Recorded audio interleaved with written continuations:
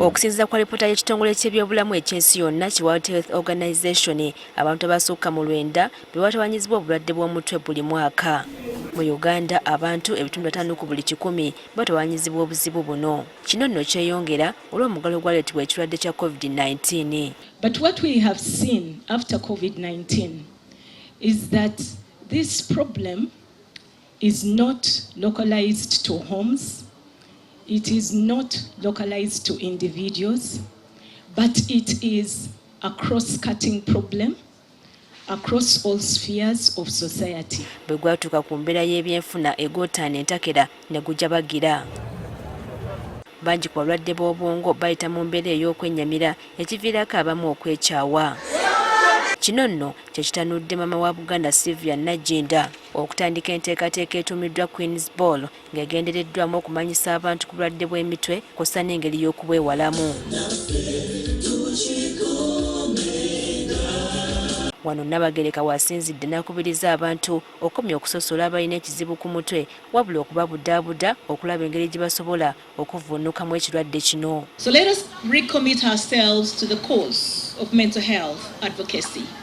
Let us pledge to be beacons of hope for those who are struggling, to be allies in the fight against stigma, and to be agents of change in our communities.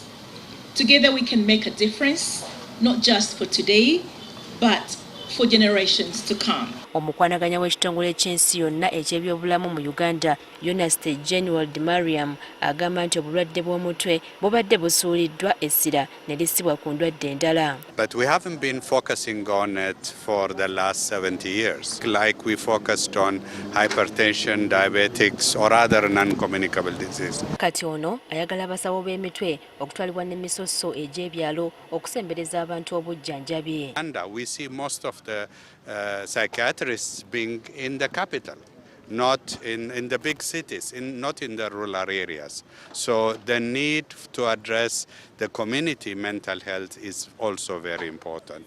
Minisita w'ebyobulamu mu Bwakabaka Dr. Kotilida Nakate ategeezezza ng'abantu bangi bwe bakyalina okusoomooza okuzuula abantu abalina obuzibu ku mitwe. Abantu abamu tebagimanyi nti embeera eyo weeri.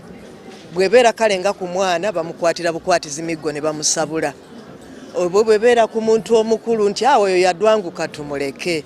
Kweganga tewali afayo kati buli omu bwana akimanya nti embeera eno ebeerawo.